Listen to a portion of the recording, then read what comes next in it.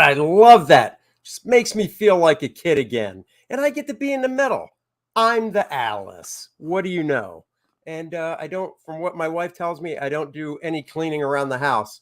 So that's weird. Hello, and welcome to another episode of The Professionals here on my channel, Andy Smith, your host. I'm going to bring the guys in right now, in fact. So we've got Mr. America himself, the man, the myth, the legend, Mr. Graham. Hello. The eagle has landed. Hello. The eagle has landed. Yes, he has. And then we've got the youngest one of us all. At least that's what we like to tell him. It makes him feel good. Mr. Tucci. There he is. Hello. 2020 Tucci. And then, of course, we always have to have a curmudgeon in the group. And he's our curmudgeon, Mr. Lopresti. Look at that. And I say that because he's wearing the winning Nebraska gear I see. Yeah, I'll let you know when they start winning again. Right. Well, next year. There's always next year. That's what we like to say around here. There's always next year. Well, Dan Fraga will not be joining us. He is, they closed on a house. He's got a lot of packing to do to get ready for the big move in a couple of weeks.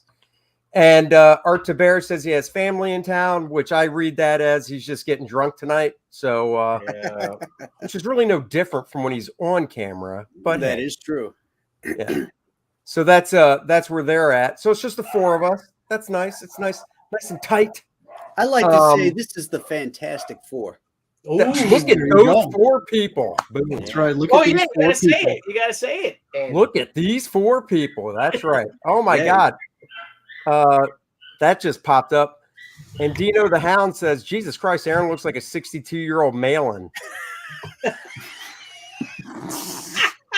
Ouch. Now Revenge. Dan wants to know if Dan's recovered. Dan is definitely on the mend, feeling a lot better. So he's definitely made the trek down the other side of the COVID mountain, I guess you could say. Past Master Dan, hello to you. AJ Tom is in the house. Christina Lynn, Praetor 7, Randy Howell, J-Bot Art, Ronald Shaw. Hello, welcome everybody. Thank you for joining us tonight. We're going to be talking about reference, and you're like, reference, what's that?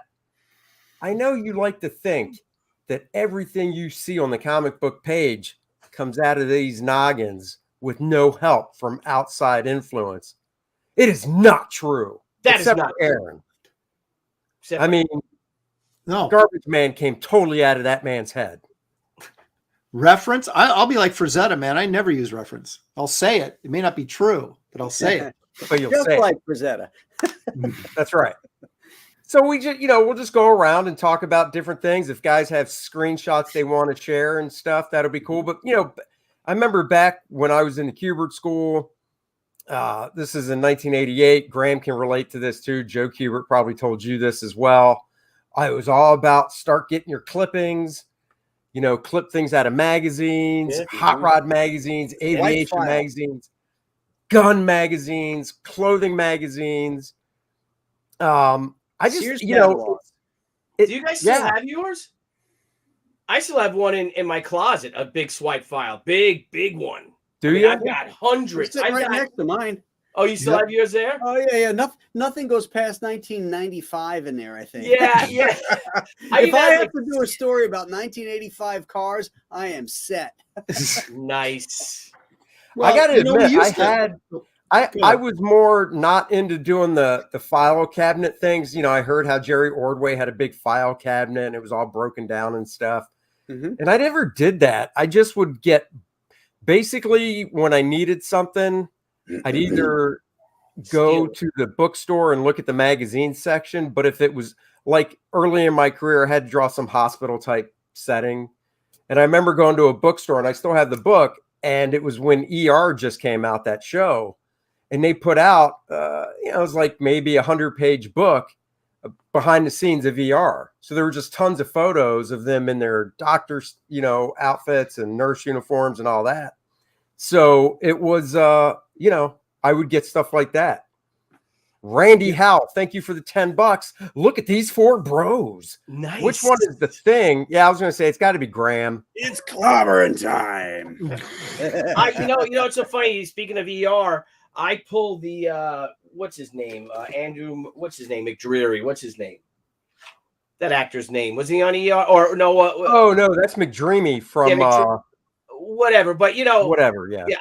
I still do an ER every day when I walk out of the damn supermarket, and I got to rip that mask off like I just lost a patient in the hospital, like an operation. I'm like, oh, like it's today was actually it's funny to begin with, and then I went to Michael's today, that art store, and you know, here where I live, it's all mask mandate stuff, and I was just like, you know what? If they tell me to put it on, I will, but I'm going to go in without it. And if an employee's like, look, you got to wear it, then I'll pull it out of my pocket, put it on. I made it through the whole time I was in there, the whole 20 minutes. Nobody said a thing, paid for my stuff, walked out. So yep.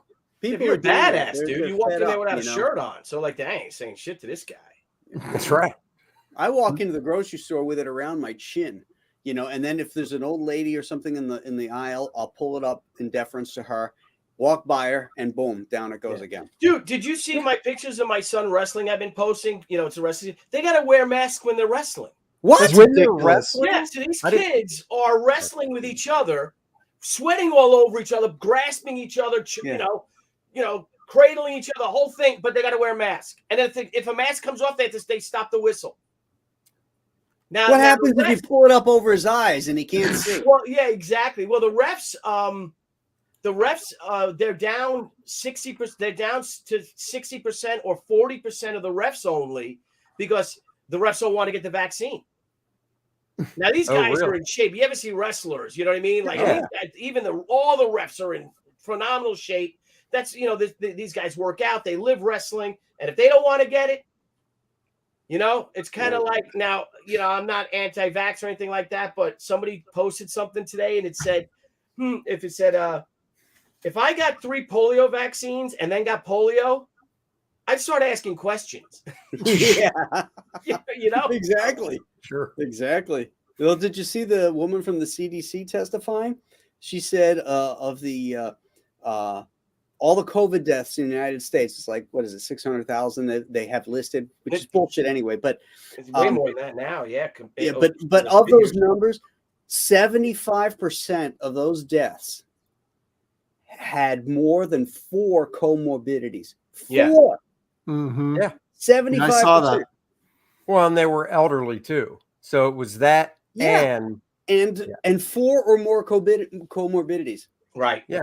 So if you're not healthy, if you have diabetes plus high blood pressure plus hypertension, and smoke, you should get the vaccine. Yes. You know, if you're a high school kid who's a wrestler, you know, I'm sorry. Yeah. Not happening, you know? To answer Randy Siplin's message here, he says in Mexico, wrestlers have been wearing masks for years. Yeah, the difference is their mouth and noses and eyes are all exposed. They can actually breathe and see, right? Well, that was the funny thing. So you remember Kevin Smith took a picture of himself hiking or something with his mask on, and then he pointed out, hey, Batman wears a mask. And I'm like, yeah, dude, you should have said Spider-Man because Batman's cut out, you dumbass. Yeah, Batman can breathe. I mean, why would you? It's like, seriously, that's the hero you're going to go to that wears a mask? One that doesn't cover this? You should have went with Spider-Man. Yeah. So, an idiot. But anyhow, let's just. Well, you digress, don't you? Yes. We'll talk fun stuff. So we'll talk reference and how we use it. We'll go around the horn. I'll go last like we always do it and stuff. Graham, you're up first. Okay. I see you shared something. You want me to pull that up, or do you want to talk about reference first? Or pull it up and then I'll talk. I'll explain. This is your Tinder profile, Graham. Come on. There's a few things I like to use reference for: guns, cars, vehicles, that kind of stuff. Obviously, you know, if there's backgrounds or you know, you get pictures of and you just, you know, you manipulate it. But there's certain things that I like to use photos for specifically if I'm trying to capture a nuance like a physical nuance to really sell the idea. And that's what this picture is I wanted to sell the idea of a guy, you know, looking and smelling his cigar. And there's a subtlety to it, and I wanted to capture that in the drawing. Sure. So, first of all, that's a damn good picture of you too, Graham. Well, yeah. And here's the panel right here. Oh, cool. With Blow it up. the image. That's Chanu, right? Yeah. I recognize it. It's nice. So big that it fills the screen. So, but yeah, so that's one of the things. And what I do is I usually use myself. It's easier to take a quick picture than it is to dig through magazines or on the internet and look for the proper pose. So with the camera, you know, with a camera phone, you can set a timer on it. You just set it for 10 seconds. You get back, get into the pose, take a shot. If it's no good, you delete it. You reshoot it. You know, it's very simple. Okay, here's another. Oh yeah, I mean, can you remember back? You know, back when we started drawing comics, all of us, if you were going to take photos, it was, you know, have a friend grab a Polaroid camera. Yeah.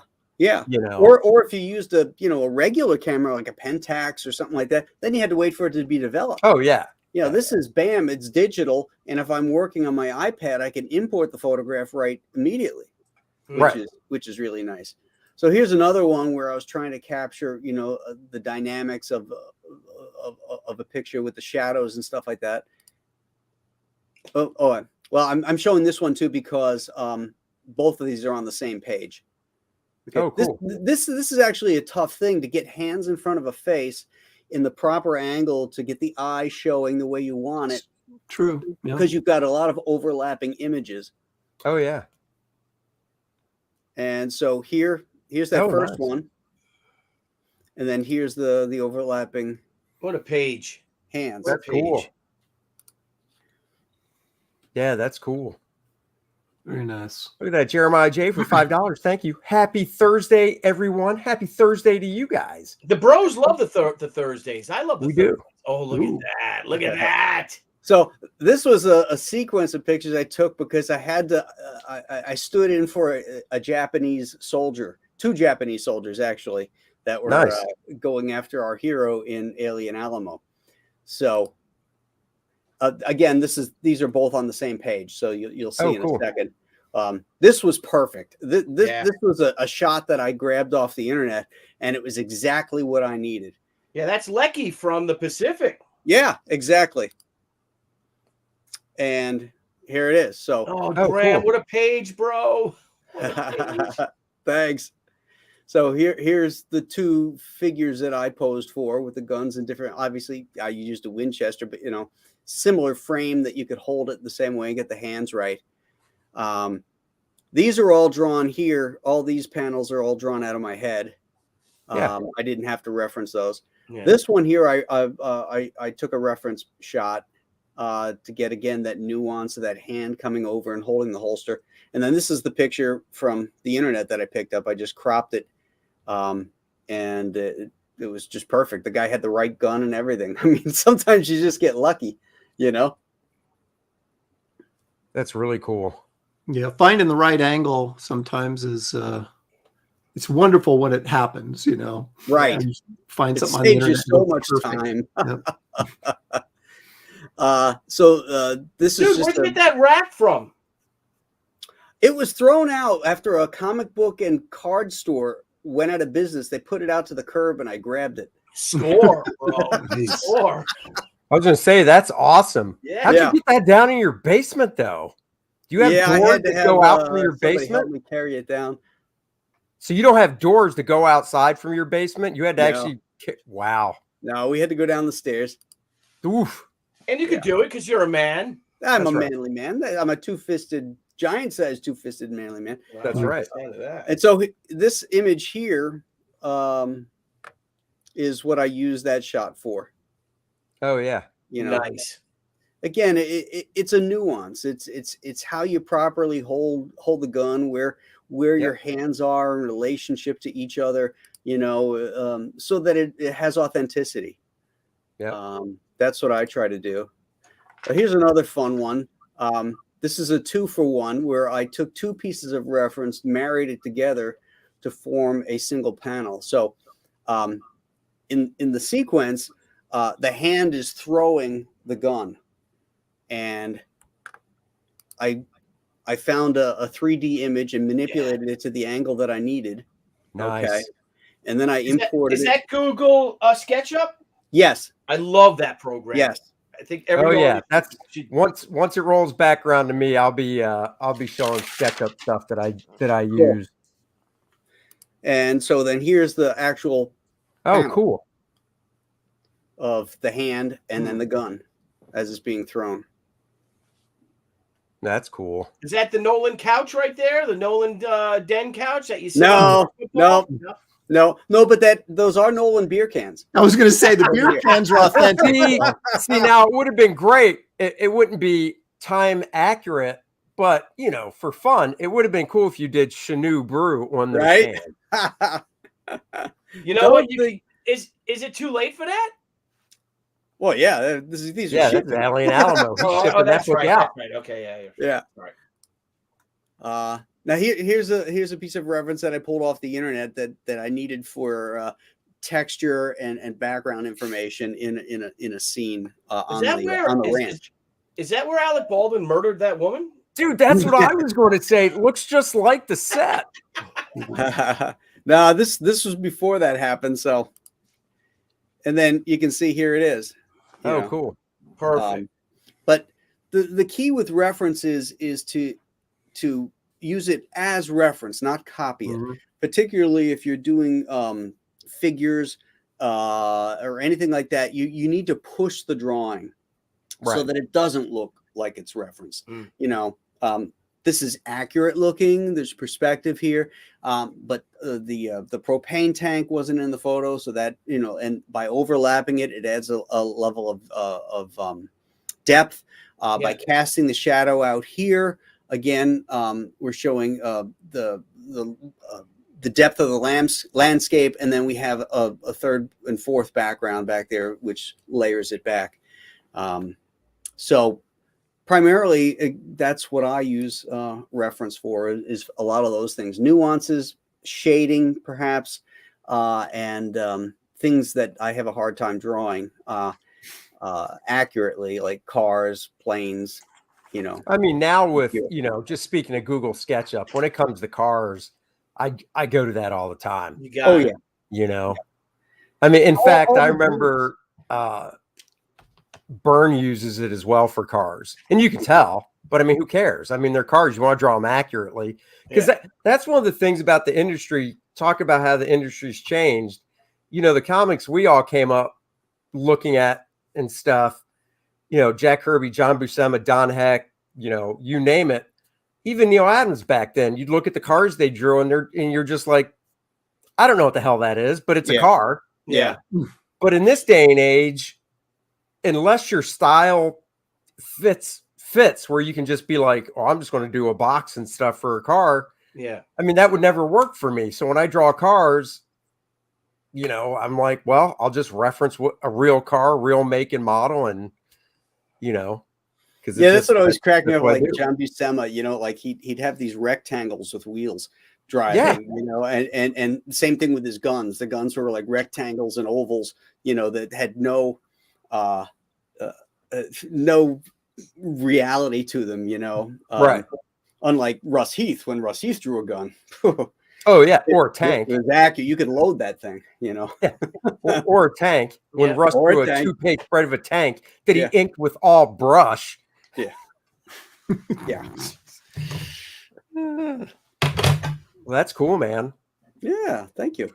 That's real cool. I love it. And now we all got to see more pages from Alien Alamo. So that's true. Yeah, thanks for ruining it for me, Graham. Because it's been shipping. So that's right. People have already been reading it. I see people post that they got it. I'm like, wow.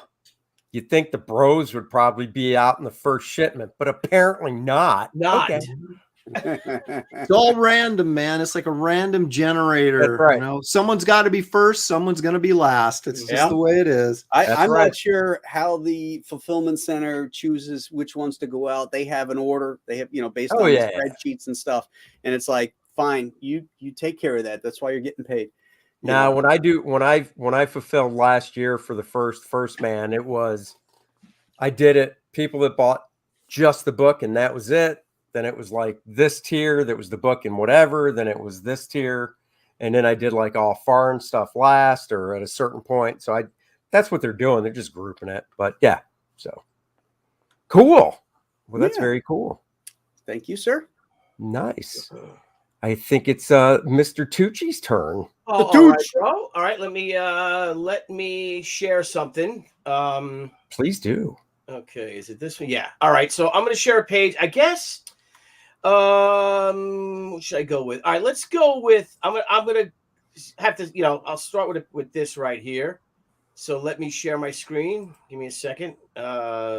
Share screen.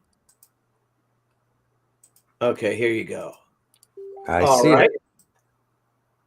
So that's one of my roughs. So if you guys, cool. This was a cover to Sergeant Rock: The Lost Battalion #4, where I really got very reference heavy. First of all, because I had been talking to Joe Kubert, I could never do Joe Kubert, but we do have Joe Kubert style art in it. And I'll show you a page, but because I have a war correspondent who's me in it, William Joseph Kilroy, his name is, and he's telling the story of the Lost Battalion as a cartoonist for Stars and Stripes magazine. His art is very like Joe Kubert's. Then the rest of it, because we had worked so closely with the actual veterans of the battle, it was like a documentary almost, this story. So I wanted to go real super reference heavy. I was talking to Russ Heath a lot about it. And so this was like my little sketch in my little moleskin journal I have. Quick little sketch. I'm always doing sketches, if you see here. This is probably the last bros. What is it? No, it's my notes. But I'm doing F-104 starfighters, but as starships. Cool. I've always claimed, but as you said, Graham, you can, unless you like I said, your style's like John Buscema, and you do a box with wheels on it, even though a lot of cars in the early 70s look like boxes with just wheels. Guys like us, you want a car to look like a real car or a tank to look like a real tank. So that was supposed to be a King Tiger tank. Now, these are just really super quick ones. We end up switching it to a regular Tiger tank because there were no King Tigers in the Vosges, and I bought this. No, I'm going to full screen you just for that. Yeah, so I bought this, and then I set this up, and I couldn't find the reference for it, but I used this for the tank, and I actually, took a photo of it. I had it on my art table with a nice white background, and I lowered my camera, and I took a shot of it. Now, wait, is that a model, or did you buy it like that? It's a 20th Century Toys. It's badass. Look at that. That's awesome. I got a one for the haunted tank too, but it's all falling apart in pieces. So I use this, but then if you want to I'll stop sharing screen real quick. Okay. I then went with Sergeant Rock: The Lost Battalion. I just went down a rabbit hole, as I do, and started to really go reference heavy. I went to Normandy. I went to the Vosges Mountains where the actual battle took place. I went to a reenactment in Pennsylvania. And let me find that. There's a picture of me standing with the Tiger tank. And then we'll go to other stuff too. Where is that tank? Where's me? They have a Tiger tank in SketchUp. Yes, I do. Yep, I use that bad boy too. Yeah, because I use that for Expendables Go to Hell. Yeah, I got a lot of cool. They got pictures of me and Debbie when we were in college and stuff, posing and stuff. I got fun stuff. Where the hell's the Tiger tank? Anyway, I can't find the Tiger tank. Damn it! I guess I didn't grab that one. But then I did. I took a picture of my boy Rock. Rock. Graham. Yeah. So is Rock posing? Here he is. All right. So let me just open that and let me share that now. See if it's sharing. Share. Sorry, guys. It's all good. The delay. Rock. Okay. So there's Rock. Oh, hold on. I'm going to add it. Oh, cool. So I had him like that, right. So I had my photo I took of my Tiger tank, right? A picture of Rock. And then I'll stop sharing that screen. Was he in motion when you took that picture? Like, no, I just made him lean, lean. Because I was like, damn, it looks like he was like, okay, get this first because I might hurt myself on this one. Yeah, is that a real Thompson? Actor. Is that a real Thompson? No. I was going to say, because it's going to be awful heavy to hold on like that. All my guns are fake. They're all toys, like Aaron has. That's right. That's Toy right. guns. That wouldn't be Nothing real. Nothing real. Nothing that could fire. Nothing that could. Thank you. Okay, hex cover. I got Jonah Hex. Hang on. I'm sorry, guys. No, you're good. Dang it. Did I not grab that? There's Rock. Shit. All right. Well, you get the idea. So I'll do another one. All right. I apologize. Then I did like the scene from the Lost Battalion. So I have another scene of the Normandy page, and I'll show that. I don't think I have the rough, but I have the photos of my friends when I staged the Normandy invasion on my front lawn. Oh, nice. The cops came by, and they just loved it, man. They got a huge kick out of it. So let me share that page. I'm sorry for the delay. I was grabbing so much stuff because I was just having fun with it. Okay, there you go. Billy's just going to have to go last from now on to give him time to get all this stuff ready. That's awesome. Sorry. All right, so I want to see if I could switch it up if I do Where this. did you get all the uniforms I from? can.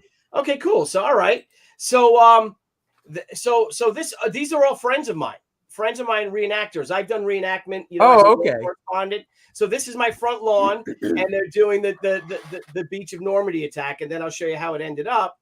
Dude, where'd you get all the uniforms at? These guys have them. They have them. Really? Yep, and I bought my own too.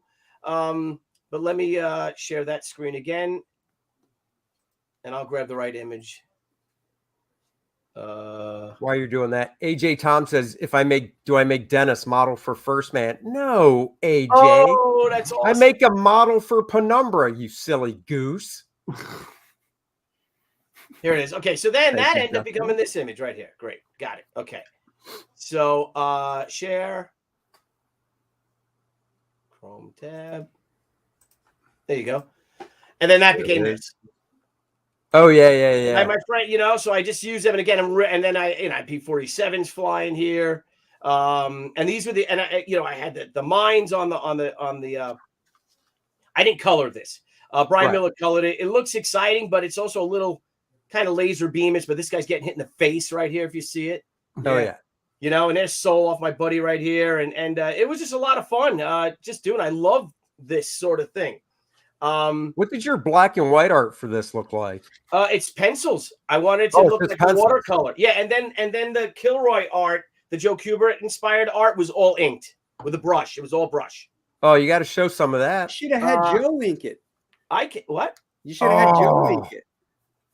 No, this was all. Look at this. Look at all the. It's all reference. No, he meant the Joe Kubert type stuff you were doing. You should have had Joe ink.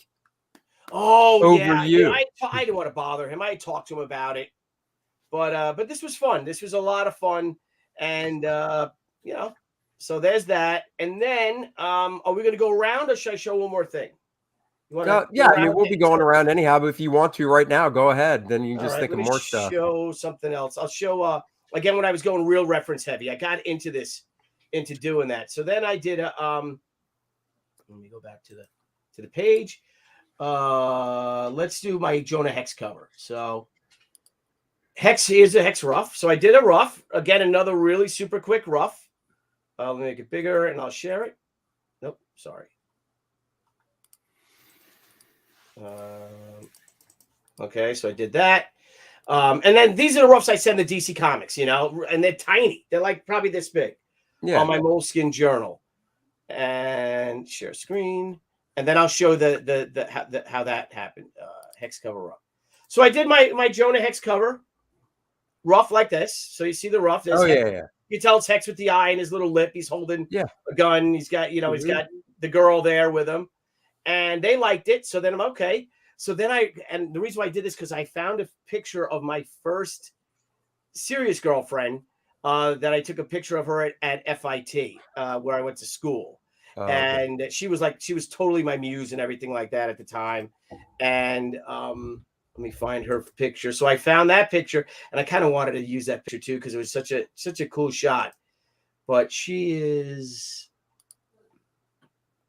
where is it? We're on the edge of our seat, Billy. Come on now. Sorry, Debbie was like, "Why do you still own this picture of an ex?" Because I use it for cover, and I sold that cover for a lot of money. Oh yeah, Debbie sees it. Yeah, Shelly made me get rid of all the pictures of my exes. All right, so you can share that now. So there she is. So there's Angie. Ooh, yeah, she's saucy. Beautiful. And So I use an excuse for Billy to show off one of his exes to go, I always had good taste. Yeah, dude. Totally. I went to college with 8 girls every guy. So. Oh yeah, I went to the Kubert school where it was 1 girl to every 40 guys. Yeah. Well, too bad for you. So this was her just posing for me for a fashion, illustration that I did, and I just like the picture. I just I love photography anyway. Yeah. And she got beautiful legs. I was just an awesome, beautiful person all around. And let me stop sharing that. I should have put them in final cover. Now I'll know what to do. But let me go back to how the cover came out then. There it is. This is my hex cover final. Randy's like, so she's available then? No, she's married now. Oh, so sorry, Randy, she's not. And she's mine. She doesn't look. She probably doesn't look. Having her, but me. She probably doesn't look like that anymore either. So yeah, she kind of does. You could share it. Does she? So I did the hex, and I'd say I use that. I kind of use it for the reference for it, and I don't know, like cover the week or something weird like that. On whatever one of those sites, or cover the month or something from DC. And then of course I got these guns. This is a volcanic revolver, which I used. I think I just grabbed reference for that. And this may or may not be a scatter gun that I have. Why is it called a volcanic revolver? That was just the name of the company. It was only a 32 caliber. Okay. It wasn't a very. It wasn't. It wasn't the gun that the name said it was. Oh. So and that was me as Jonah Hex. I just used me, took a picture of myself, and then just kind of made myself. But and it came out nice. So. There you go. Good. Keep your old reference. Yeah, that's cool, man. So that's cool. All right, Lopresti. I got nothing. You Liar. guys pretty much covered it all. Well, okay. We know you bought a gun. Yeah, well, see, I've got these, right? And the funny thing is, that just so I can see, because you haven't shown this except I think on your stream. Oh, that's nice. Yeah. Well, Billy told me this thing pops open there where the shells eject. I didn't even know that. Yeah, that's how you load it. You load it. And then you turn it, and then you use the ejector hammer rod there to push it, that plunger to push them out. It's an ejector rod. Yeah, this thing here. No, up top. Up on top. See that thing right there? Yeah, right. Oh my gosh! Push that back, and it ejects the empty shell. Wow, will you look at that? This is almost a real gun, but it's not. Of course not. Now, is what that thing cost you again? How much? It's made in Spain, though. Nice. $600. No, if it was a real gun, maybe $60. That's it. Not bad. Yeah, it's wood and metal, baby. But you're talking about pulling gun reference and stuff off the internet. And the funny thing is, we all used to back in the day.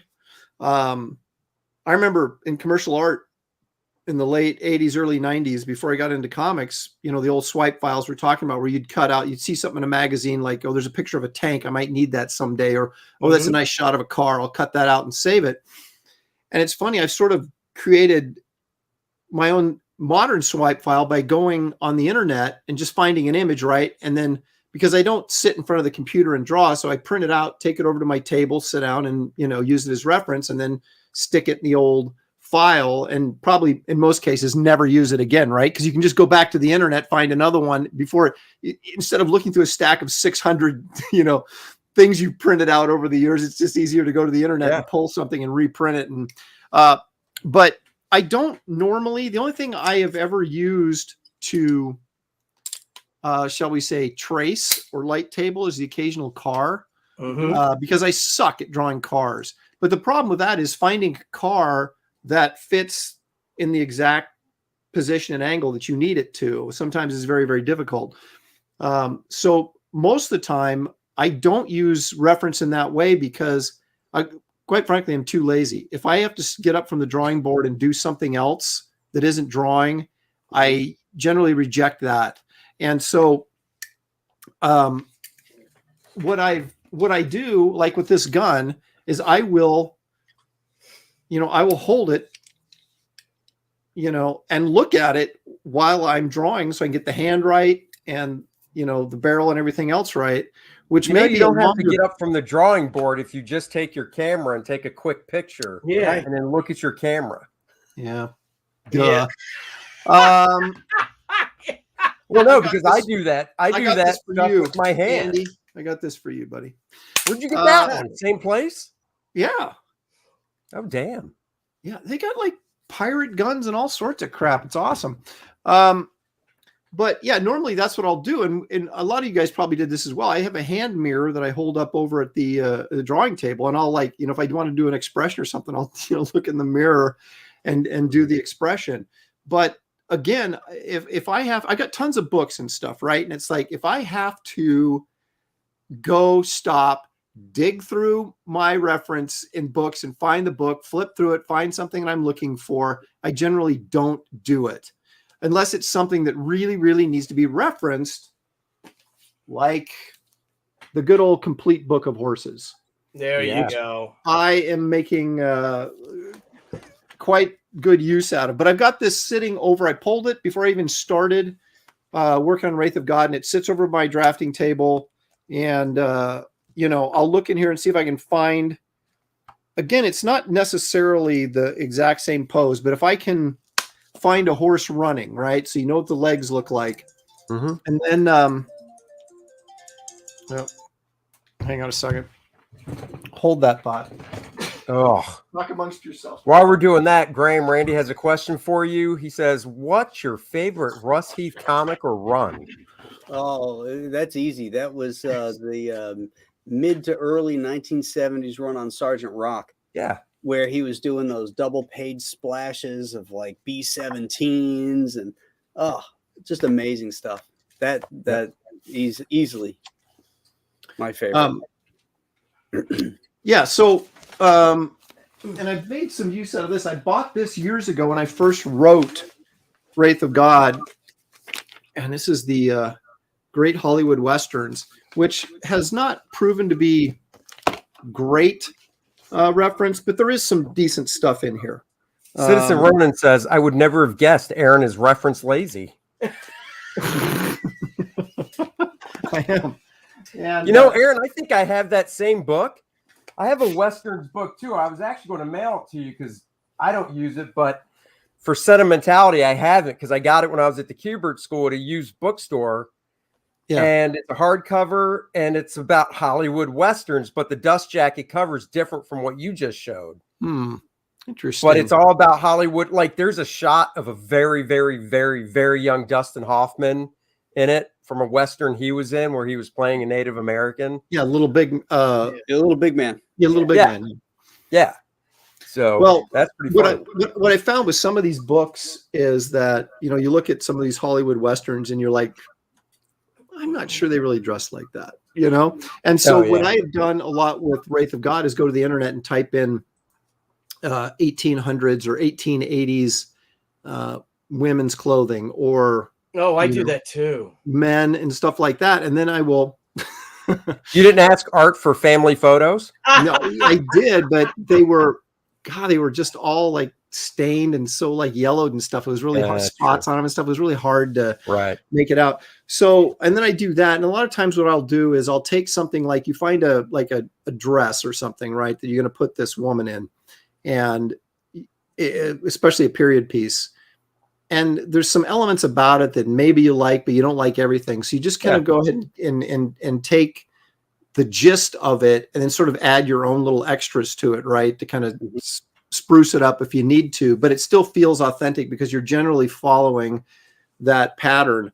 But again, to me, I won't reference unless I absolutely something just isn't working. And, mechanical stuff I always do, unless you're making up a ray gun or something, right, where it doesn't have to be authentic. But obviously with doing a Western or things like, or even if you're doing a gun, a comic where a guy pulls out a modern revolver or something like that. I mean, you're not just going to make that. You're not going to go Rob Liefeld and just make it up. You're going to, but that reference almost 99% of the time comes off the internet, and I just print it out, and then I if it's not in the position I need it to be, and I sort of extrapolate, by looking at it. Now, I had never even heard of Google SketchUp, which you guys are talking about, but now I want to go check this out. Oh, dude, it's oh, unbelievable. well, yeah, I can show you. Are you done for round one? Or I want to show that this is probably my most used reference. Oh yeah, I got one of those. Because I draw skulls all the time. I need one. With doing monster books as much as I do. As well, huh? Does yours have the hit? No. This I actually got. The funny thing is, I was doing a film when I was in film school. Oh, you got a brain in there and everything. Look at that. Wow. Now I was doing this. That brain. I was mine. Abby.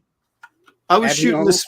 Yeah, I was shooting this film in film school, and one of my actors bought a house from a doctor, and he had left this skull in there, and it was a real human skull, right? Wow. But it was very brown, and we were shooting this film in black and white, and it had to be they found these remains in the desert, right? And so when I originally shot it, you could barely see it. There was no differentiation between the sand and the skull, the skull, because it was so brown. It just didn't work at all. So I went to a novelty shop on Hollywood Boulevard and found this skull, and it was pure white, like the one you just showed practically. Now this one obviously is. So what I did was I dumped coffee all over it and put sand and dirt on it and kind of rubbed it in. And so and it was still super white compared to the ground, but it actually had a worn look to it. So then when I used that to shoot that, it looked like a real skull, but you could see it. And so I'm very fond of him, and I've kept him around since my film school days. For $5, Randy would like to know if you can drink out of it. It's not like that Indiana Jones thing, in the Temple of Doom where they, poured the. No, I can't drink out of it, but I do use it quite often, and I've never named it either. You'd think I would have given him a name after all, having it for man. Tom Hanks named a freaking ball, and he wasn't on that island nearly as long as you've had that skull. I know, it's crazy. Oh. What film school did you go to, Mr. Aaron? Terry would like to know. USC, the granddaddy of all film schools. Did you go to school with anyone who's like a famous director now or anything? Yeah. Oh, you're supposed to want a name drop? Yeah.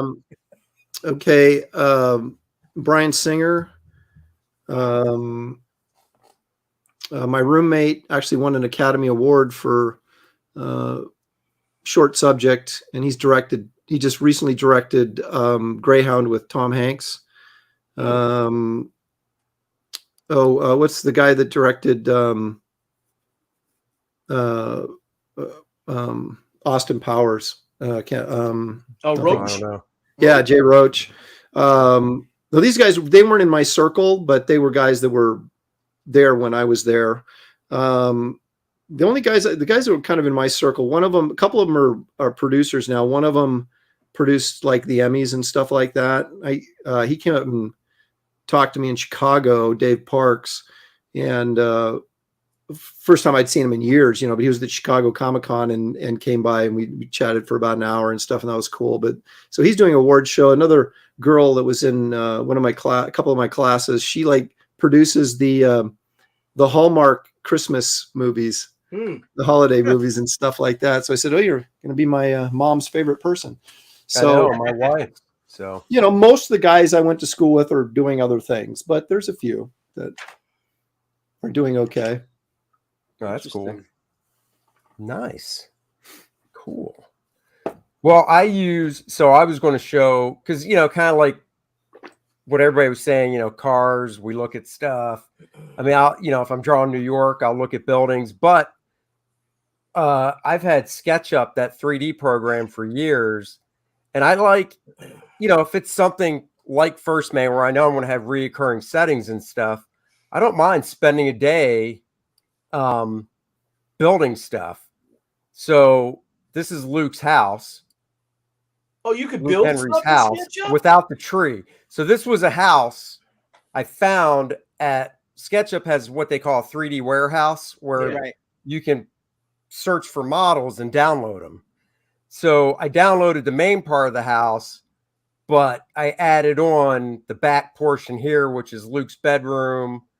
I added the cars that they have, the shed, the hammock, the grill, all the sidewalk stuff. But like one thing, they don't have a tree in front of their house like this.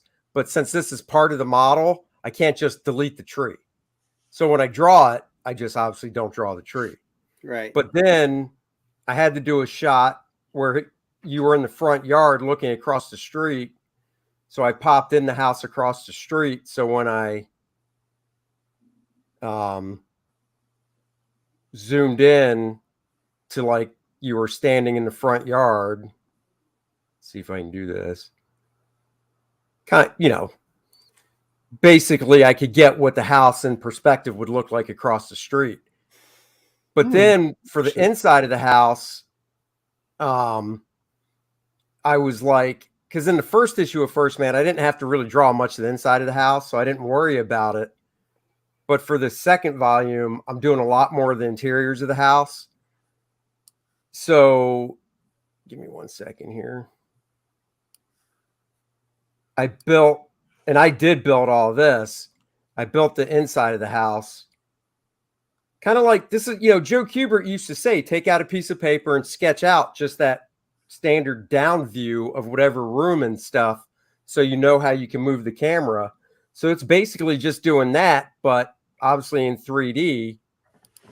And then I can move the camera around pretty much anywhere I want. And then like if, for instance, and I'll show you handy. a page that I utilized some of this stuff for. Now you built this entire interior, or it was already existing in there? No, I had to build the whole interior. All the furniture and stuff I got from 3D Warehouse. That's crazy.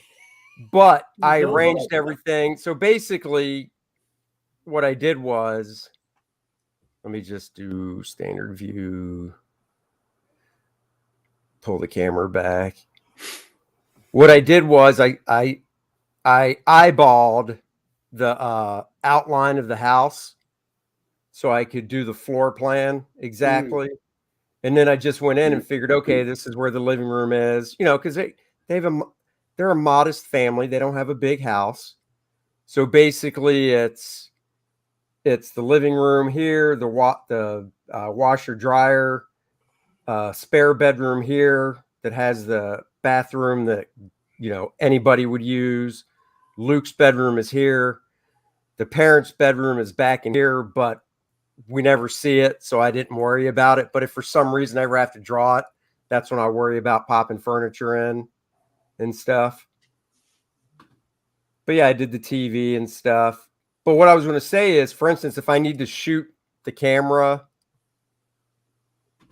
That's wonderful that you're able to build this. How long did it take you to learn how to build this stuff? Well, I mean, how long it took me and how long it took me to build this are two different things. Because I've been working with SketchUp for about a decade. But to build just this house floor plan probably was like 3 hours. Wow. But then if I want to shoot the living room and it's like, oh, the door's in the way, I'll just delete the door and then shoot it. And then once I'm done, I'll just undo it so the door's back. So when I save it, you know, it's all still there. And it's the same thing with the wall. Like, this is what I really like is like if I want to shoot across this way, like say they're sitting on the couch watching TV and I want to shoot behind them, I can just take this wall and lower it down like it's not there. That's and incredible. Then zoom the camera in here and shoot through. Wow. But then anyhow, the example I was going to show is the page is this one. So, you know, I basically shot the camera in for the angle of the kitchen. I shot through the house across the street because I could zoom in through the house to look through the window to their house. So I did that. And then you can export. And then I even shot into Luke's bedroom this way for the nightstand because it just takes all the perspective. I don't have to worry about figuring out perspective and all that garbage because it just takes time. Yeah, because you save all that. You save all that time. You know, it's like, wow, 3 hours. I know you've been doing it for a long time. And I'm like, oh my God, I don't know if I have the attention span to build something for 3 hours. But then when you got to draw it, it saves how many hours, right? Right, because you export this stuff. You just go up to here, file, export, and you export it as a JPEG. And then I just take it into Photoshop. Oops, I just moved a wall. Now, do you draw digitally? What's that? Are you drawing on a tablet digitally, or do you print that out and use a Lightbox or something? No, I have a Cintiq in front of me. So when I do this stuff, I'll pop it into Sketchbook, the drawing program, and then draw the figure work over top of it, and then print it all out in blue to ink it. Can you manipulate that to give it almost like a fisheye lens look if you want to up the drama somehow? Or I would do that, and so you can do. You know, this is obviously 3-point perspective. I mean, it depends on how tight you get with the. Oops. Yeah. How tight you get with the camera when you zoom in. Oh, that's great. Photoshop, you can then. Yeah. I would take it into Photoshop and just go to transform, free distort, and then I would just use the distort tool to pinch in and stuff, which would exaggerate the perspective more if I needed to do that. This is fascinating. I was completely unaware of this. Oh, I built. Hold on. Let's see. Oh, and you don't have to build this stuff, Aaron. There's something called 3D Warehouse, and if you just type in what you need, let's say 64 Mustang, you'll see these builds that people have already done of 64 Mustangs, and you can import it and twist it around and change it and move it. And 3D Warehouse. This is the fourth world. SketchUp. Google SketchUp. This is the fourth world building, which I did design all myself and build. Nice. The skyscraper that those four people work out of. But somebody actually did the city of Manhattan, the island. So, and obviously it's while the Twin Towers were still there. So I just replaced them with, I'll use one of the Twin Towers as a guide to draw Freedom Plaza over top of. Yeah. But this is this is the island of Manhattan. There's the Empire State Building, Central Park.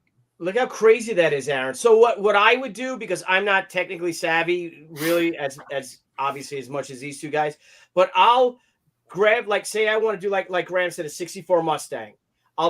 You could rotate it. There's a rotating tool up there. And then I would kind of take the one I like and then do a screenshot of it if I can't, because I still I'm having a hard time saving it as a JPEG or something. So I just do a screenshot of it, of that position. Yeah. And you have, P-51 Mustangs, you have, right, Graham? I mean, tanks.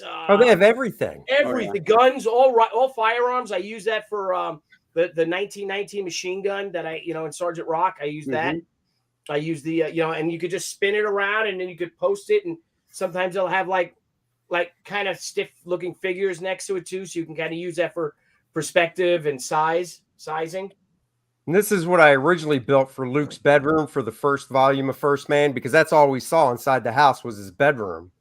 So I just built his bedroom so I could, this is the window for anybody that got First Man. This is the window he flies through at the end of the book and stuff. So you could have a Dane fly through that window like an Animal House when he's sitting on the bed, and he can say, "Thank you, God." Yeah. But then you can see the stuff that's on his computer desk and stuff. So that's the part, because I figured we were all be touching on different things anyhow. So I figured unless somebody got to SketchUp before me, I would talk about SketchUp stuff. That's cool. So, and somebody did point out it was free. So the way they do it now is it's a yearly subscription to download to your desktop, or you can use the free version, which is just on the browser only, but you can still, I don't think you can build. I think you can build stuff, but you can definitely download a model in the browser, move it around. But the workaround, because you can't export it as a JPEG, is to just do a screen capture of it, like Billy said. Yeah. I use it on my iPad, so there's an app for it on the iPad. Oh, there is? Yeah. And so I use that. I can access the 3D warehouse, and then I do the screen capture of the thing. Yep. And now it's in my photos, and I can I can crop it and then just import it that way. Yeah. But I've used it for guns and stuff, like Graham showed. I've angled a gun a certain way, and then just scaled it to size in Photoshop and placed it where it needs to go, and then just drew the hand around it, holding it and whatnot. But it's just the thing is, and this is why I would tell people when I was teaching, obviously it's a big time saver. However, if you don't know how to do perspective and draw stuff, using the tools that you're taught with, the rules of perspective, I would not jump to this because if you, for some reason, if you can't find something in SketchUp, which that's happened lots of times, you got to draw it. I mean, all the science, all the labs in First Man, in the Fourth World Building, I mean, I'm just drawing all that because I'm making all that stuff up. So, but when it comes to like houses and furniture and crap like that, even if it's like a nightstand and I don't like the design of the nightstand in SketchUp, at least the basic shape is already there in perspective, and I can just design it any way I want because the shape is already there in the proper perspective and stuff. Well, the thing that to me is even more valuable than that is if let's say you draw a room, somebody's bedroom, right, from a certain angle. And you can indicate, there's a dresser over here and there's a nightstand over here and the bed's here. But then you go, okay, now I'm going to flip over just over this angle. And you're trying to think, okay, well, from this perspective, would I still be seeing that nightstand? Would I still be seeing that? What would I be seeing over here? And it's a way to keep that room absolutely consistent by being able, even if you don't say light table the room itself, right? But you just use it as a reference for what's going to be in the shot, would be enormously helpful. Well, it helps you keep things on track as far as the 180 rule goes too. Right. Right. You know where things are in relationships, spatial relationships. Yep.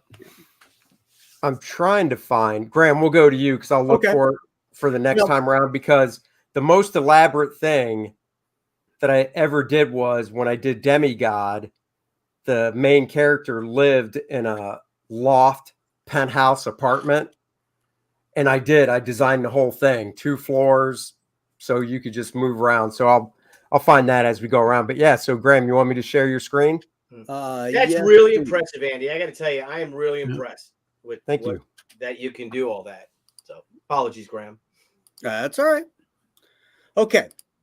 There are 2 different kinds of projects that you get. One is where you can make all this shit up. and there is no reference. And I love those kind of projects. This is an example. It's a Fantastic Four story that I got to do on the moon of all places. So it's all organic stuff.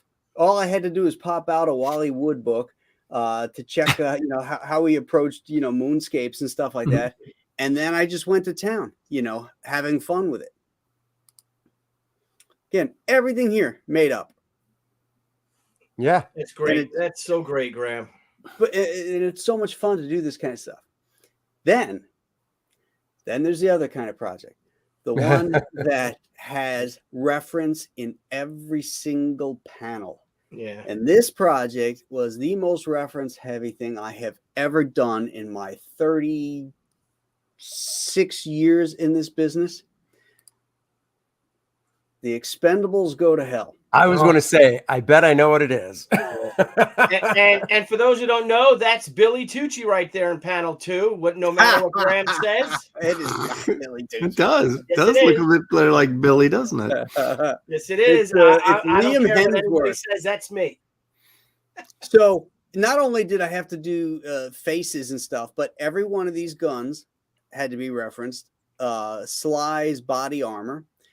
Speaking of the 64 Mustang. Yeah. 64 Mustang. Yeah. I think this is an Abyssinian war elephant. Jeez. Yeah. And this is the page that got me. Like this one panel down here, this last panel, you should have seen the description. You know, the war elephant with the archers up top shooting down at Audie Murphy and Sylvester Stallone. And then every one of these warriors here, I'm going to blow some of these up. Let's see. Yeah, do it. Are from different eras. So like we have a Mayan guy, we've got a samurai guy, we've got a Viking dude, what a Roman centurion. I mean, is all this stuff that even for a little figure like that, I had to get reference for. Yeah. You know, to see what their clothing looked like, so that at least even when they're in the background, they have some context, you know, to figure out what they are. Wonderful. Yeah, it was crazy. So, you know, those are the two different kinds of projects you get. Here's another. This is from Joe Frankenstein. This is an example of when I said you got to push the drawing. You know, it's just, you know, straight up shot right there. And then here it is down here. I changed the arm on both. Well, actually, I changed both arms on it. But what I liked about the photo reference was the way the leg went off into perspective like this. So that was very helpful in directing the eye towards the figure. So that was kind of fun and like you said, even though it's not, you know, you changed a lot from the photo, it really does help as a jumping off point too. Where you see it, you're like, I'm going to do this instead. I'm going to do this, but you can still work some of the wrinkles and stuff. You know, so even the perspective on the face here, you know, it's a difficult angle to work properly. It's sort of a 3/4 back view. Wait, where is it? Yeah. I even, you know, I fudged it even. It's because sometimes, like, obviously this is correct. It's a photograph, but that looks better. Right. Yeah. Well, you need to make it your. And if it looks right, it is right. Right. Yes. Absolutely. Yeah. Who posed for you, Graham? Who posed for you? Yeah. Who was that in the picture? That was me. Oh, that's you. Okay. So that's when he had hair. Yeah. That was a lot of years ago. I was going to say that's not recent because you don't look big either. No. Yeah, I was about 20 pounds lighter. Yeah. Well, you need to lose some weight, fatso.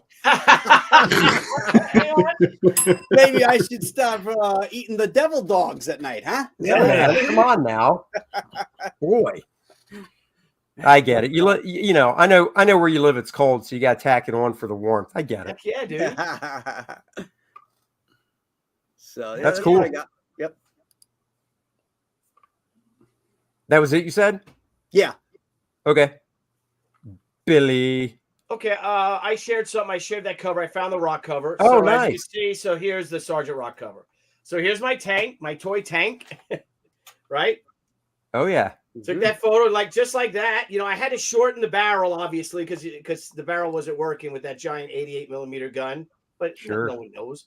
You know, I got all the Zimmerite I did, and then, you know, banged it up. You know, smashed up the tank like it's been used, and then I put the helmet on Rock because it looked better with the helmet, and he was reaching for a bazooka. Nice. So that was that was the cover. And again, the same thing, Graham, with you. Like everything had to be done. The Thompson, you know, all the bullets. What a pain in the ass these are. Do you have a shot of the color to it? I don't. Okay. The color was it was a little muddy actually for because I just did so much detail. It's all pencil. Yeah. You know? And then let me I'll stop sharing screen. Then I'll show some fun stuff. Is that your own personal grenade launcher? You can tell. No, us. that was probably a Google SketchUp or something. Same thing. Before you do that, Andy, could you? I did have one more image I wanted to show, and it dovetails into what Billy's showing right now. Oh yeah. Oh, there you go, buddy. There's the Tiger tank, which I used the Google SketchUp a 3D map for. Yeah. And it just, it still took a long time. I can't imagine how Russ Heath was able to draw all that stuff and right, by hand, because this took me a long time. Now, is this all traditional or is this digital inking? This was done on my iPad. This is the first project I ever did on my iPad Pro. Oh, okay. Yeah. Well, you know what I think it is? I think some people, like I've seen young, well, I'm going to say kids, but like college students that were just, they could just sit down and draw a car and it just looks spectacular, right? But then they couldn't really draw people very well. Right. And I think we focus on what's of interest to us, right? And for me, it was all organic stuff, right? It was the human figure, jungles, things like that. Yep. And I never spent any time drawing cars or machinery or guns or anything, because to me it was like it is more like math than it is art, right? Yes. Because it's a specific way it has to look. And I just think there's people that focus on that stuff, like that guy's a real car guy or that guy's a real tech guy. And they just do this wonderful stuff out of their head because they've focused on it their whole lives. Mm-hmm. Then they can't draw a decent figure to save their lives. And we're just the opposite. And it's a lot easier to pull reference to draw a tank than it is to draw a human being if you can't draw people. So, because it's all perspective and it's all rulers, it's all angles. Yeah. It's mathematics, and it's not free flowing. And so it's so totally different than doing figure work. Right. And but there's guys who can do it out of their head. Like, Russ Heath, who did, everything pretty well. But I would just even if it's not out of their head, there's guys that just love drawing that stuff. Yeah. You gotta really, to be good at drawing that stuff, you gotta love drawing that stuff. And it was just never anything that really appealed to me. Son of Liberty Radio, stop picking on Graham. He's getting older and has the Rona fog. Plus, Aaron draws monsters better. Just kidding. Graham's pretty okay. Okay. Hey, Graham, I'm learning that the more I pick on people, the more people super chat me. So you're all on the. There you go, buddy. Be a bully. Let us have it, dude. Make that money. Thank you very much for that. Cash by the way. Money. Yeah, MCM baby. Hey, Graham, when you were drawing that tiger tank, do you do sound effects? Or you like the rumbling of the tread? Yeah. You were. Yeah, I was. I gave myself a sore throat because I had a whole issue. The last two issues of Sergeant Rock were all with this tiger tank was stalking them. Yeah. And I'm like, what are you doing? I'm like, I'm drawing a tiger tank. I was picturing Robert Shaw up in the turret there too. Get out of the way! Move that trash off the bridge. Yeah. All right, Bill, you want me to share yours? Yep, share that. And if anyone knows this, of course, that's the cover to She-Way the Warrior #1. That's Debbie posing for me with a samurai sword that my stepdad brought back from World War II, a Tachi sword, actually. Wow. And then I have a lot of fun. My poor wife, what I put her through. And here's a pic. Oh, dude, on the side. At least she was willing to do it. Yeah, here's a scene. This is a scene that made it into She-Way the Warrior #1 as well. And here I'm judging from what she's wearing, I'm wearing. It's probably a family because I'm dressed like a bum. And it might be her sister's birthday, which is early August of 93, early October 93. And she just would do anything. Look at my little water pistol there. You know what the funny thing is? At first glance, the blur of the exactly. Looks like it's shooting in her mouth. It was coming out of the gun. I'm like, what are you doing? Yeah. I was like, that's the first thing I thought. I was like, what the heck is going on there? So much images of us just beating the shit out of each other. It's great. Boy, never get a divorce because she's going to pull those in court. Yeah, definitely. And then I did my Child is Born comic, if any of you guys read that. And that was really heavily referenced. And this is Alyssa, my sister-in-law's best friend. Oh, cool. And she would just I just thought she would make a beautiful Mary.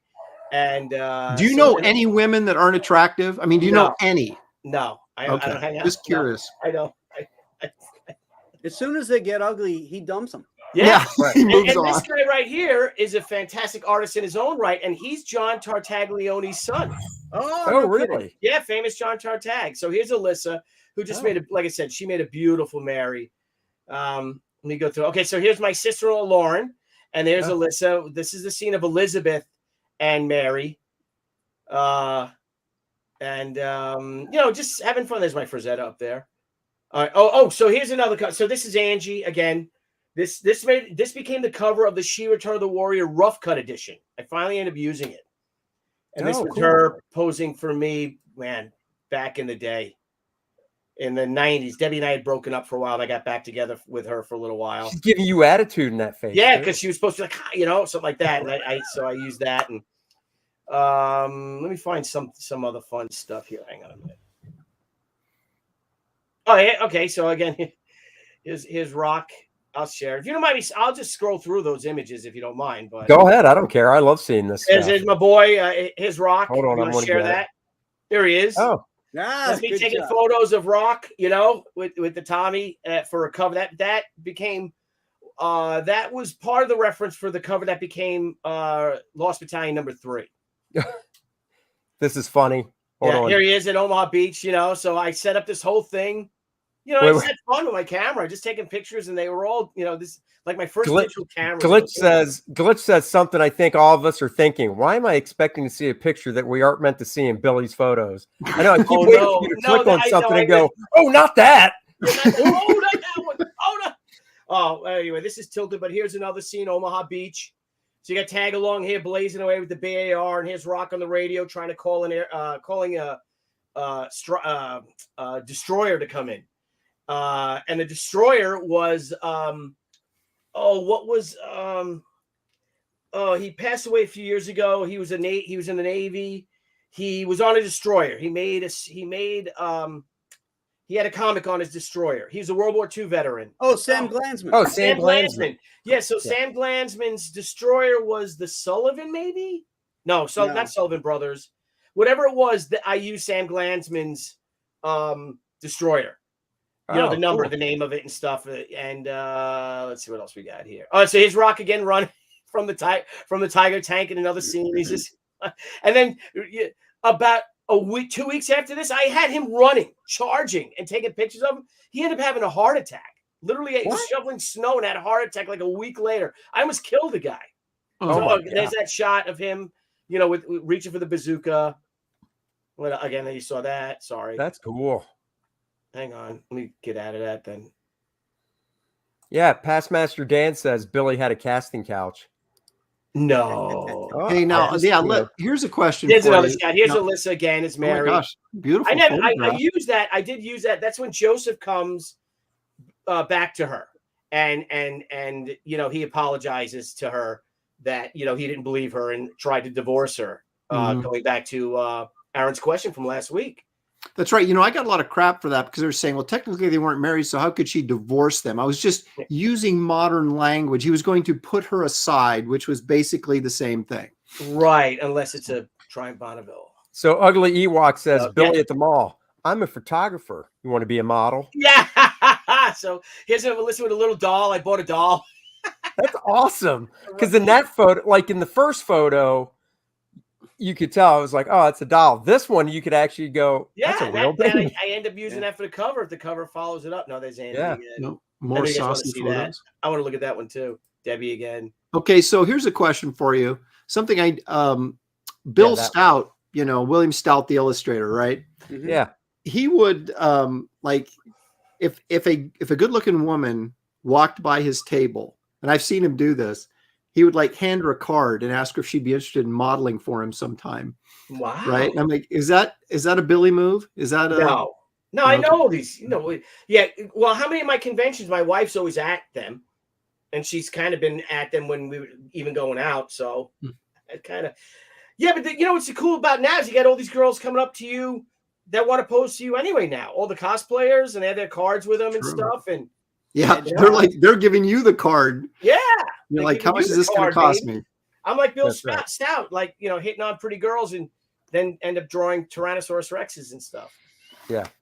Well, he has a life modeling session he does in his, he has a house where he has all of his art and stuff in Pasadena, not the one he lives in, but a separate one. And he used to anyway, I assume he still does, had a life drawing every Sunday afternoon or whatever.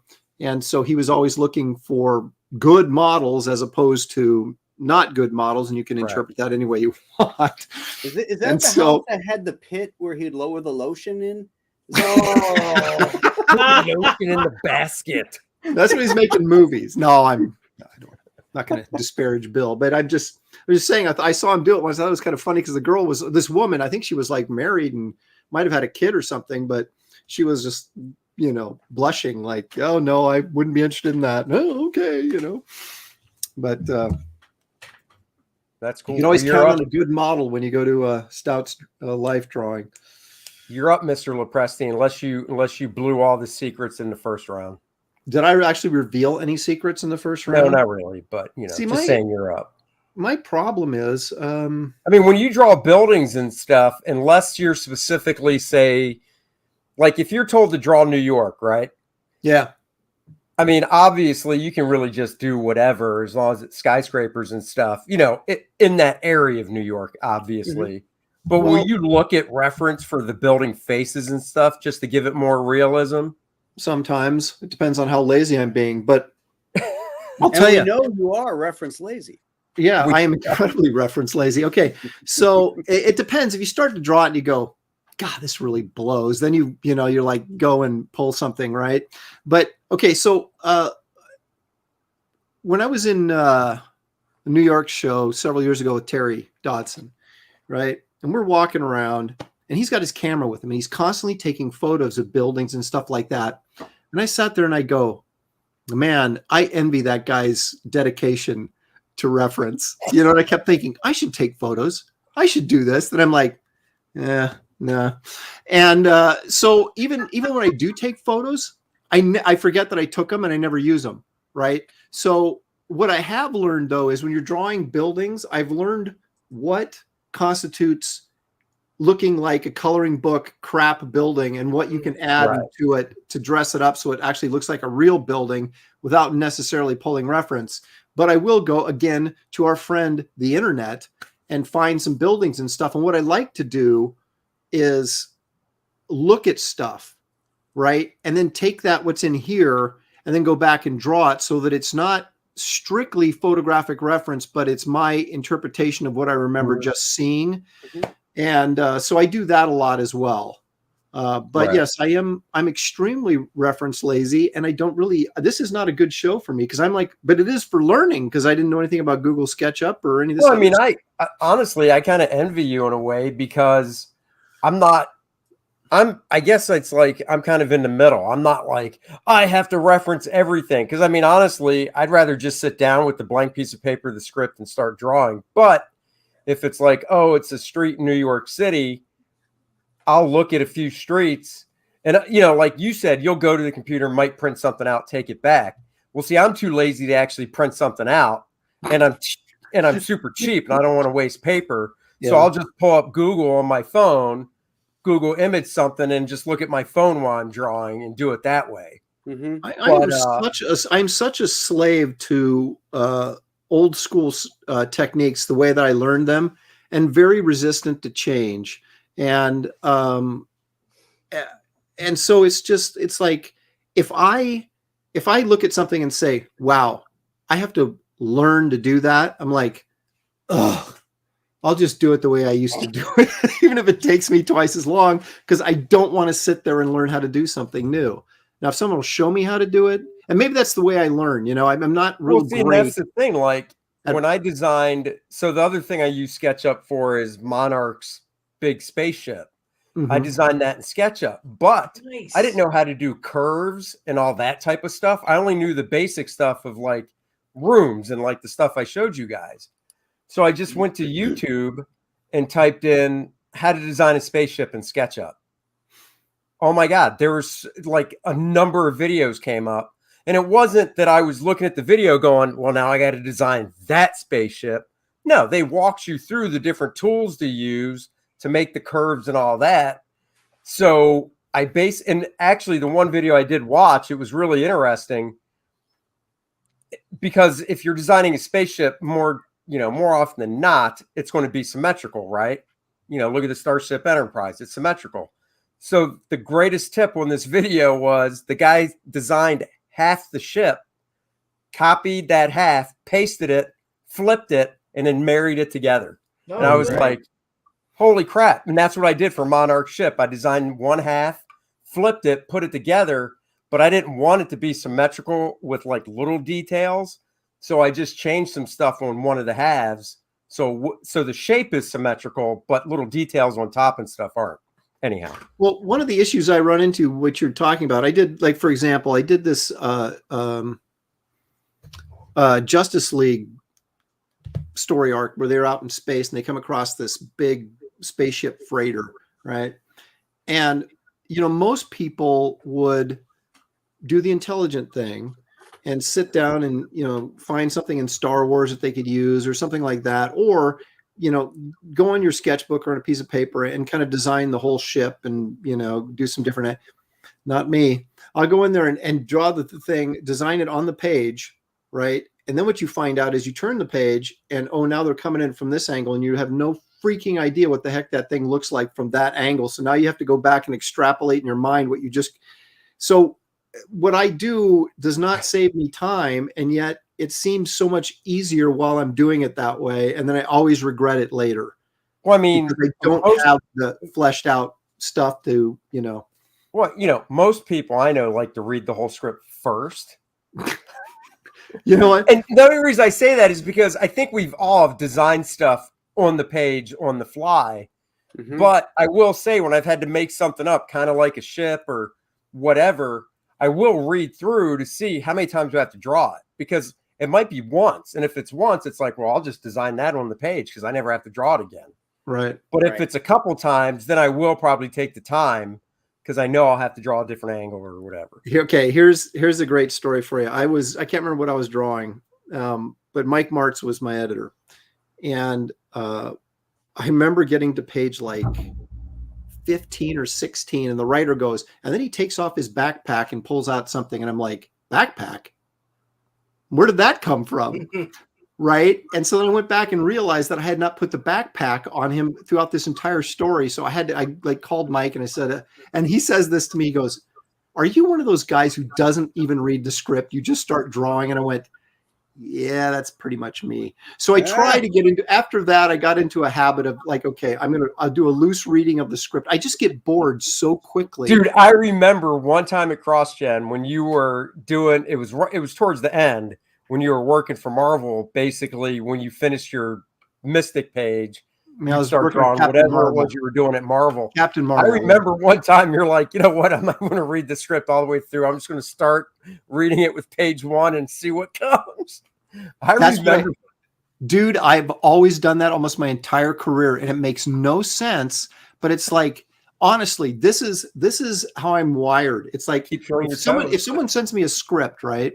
And okay, read the script and then start drawing. I'm like, okay, so I got to sit there for 20 or 30 minutes and read this stupid script when I could be drawing.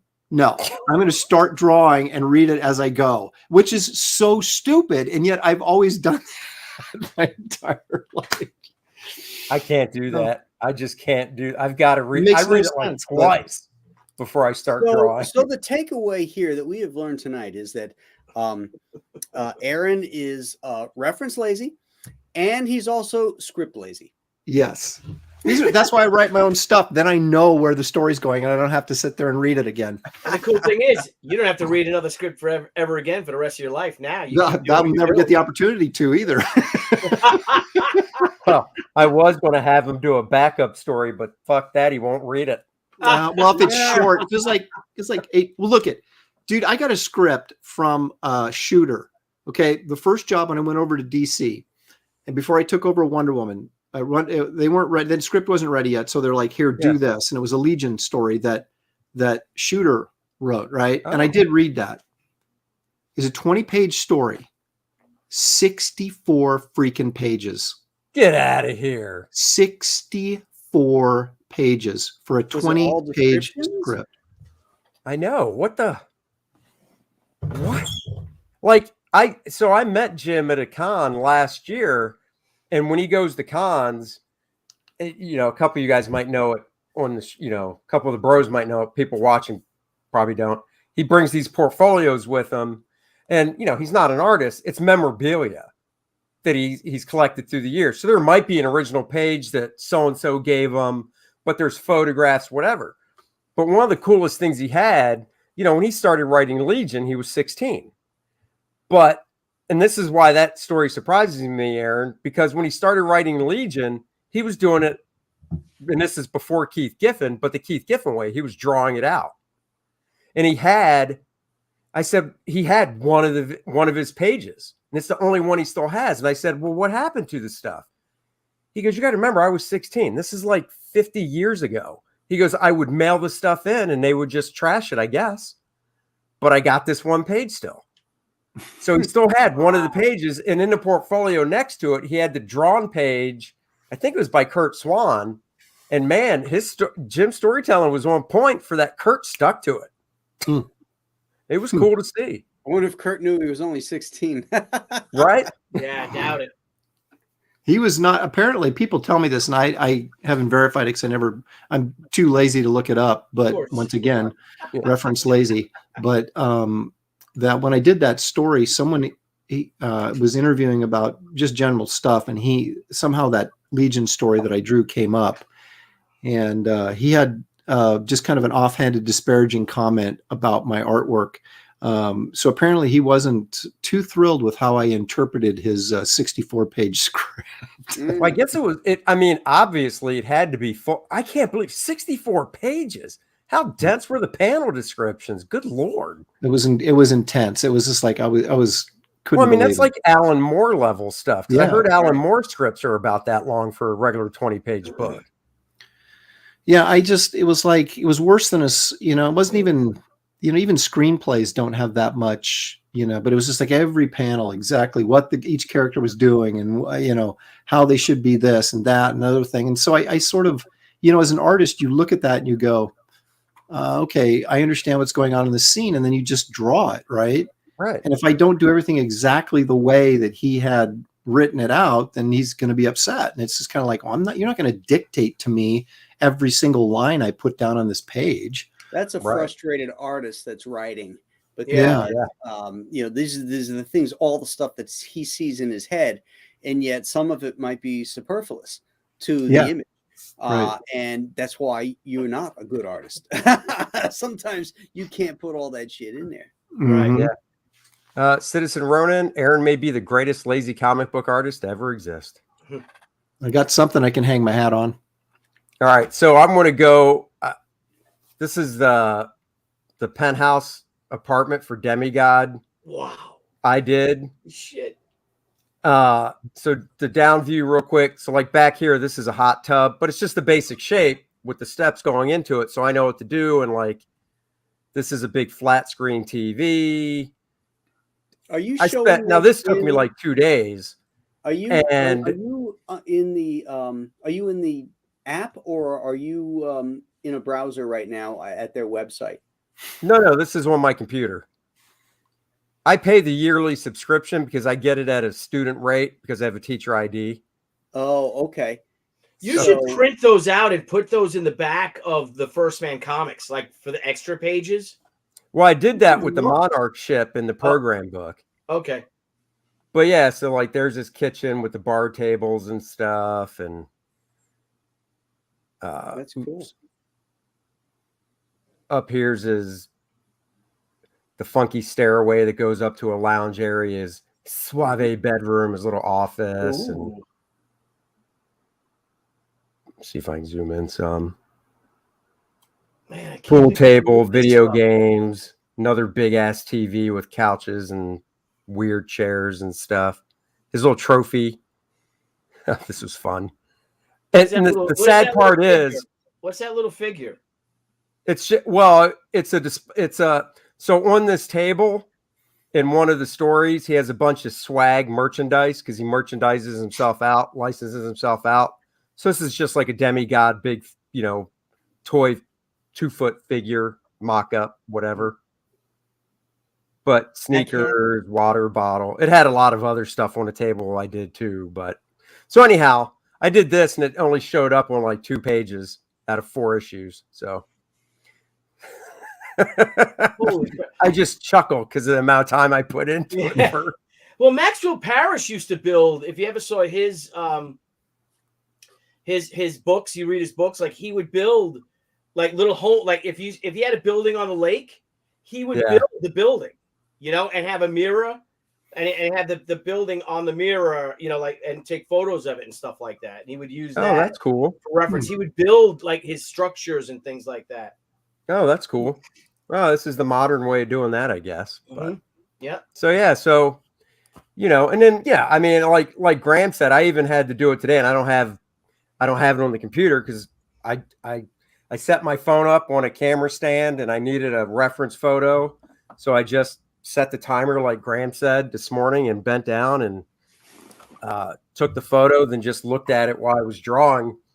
But kind of like we all touched on, you can't be so married to the photo, because the angle that I took the photo was pretty much just like looking at it eye level straight.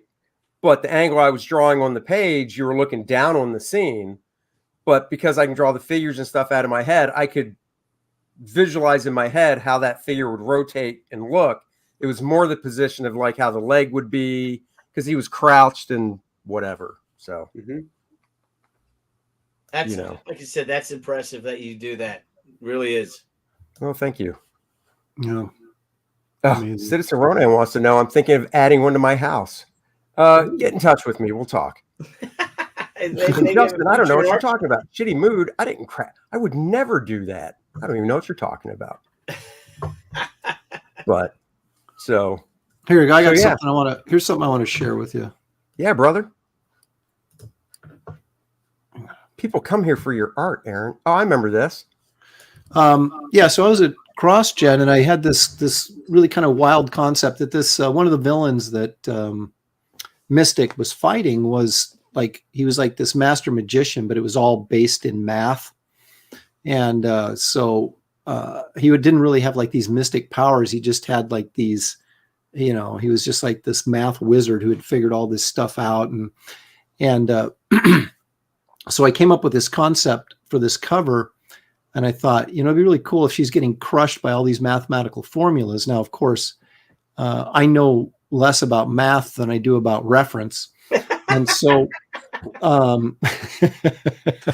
so I called upon Shelley, my wife, who is a math instructor at the highest level, and said, give me some equations that I can use. And so that's sort of a different kind of reference, right? I'm kind of amazed you didn't fall back on somewhere in there, though, E equals MC squared. It seemed too obvious. I wanted some stuff, and I said, okay, well, give me some formula. And she'd tell me, and I go, okay, well, what does that do?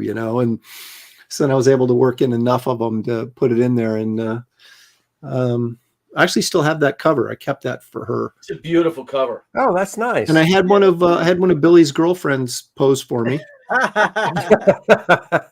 Because I said, Shelley, will you pose for me? She's like, no, she would never pose for me ever, right? Oh, really? And so I said, so I go, well, do you don't mind if I get one of Billy's old girlfriends then, right? Is that okay? Yeah.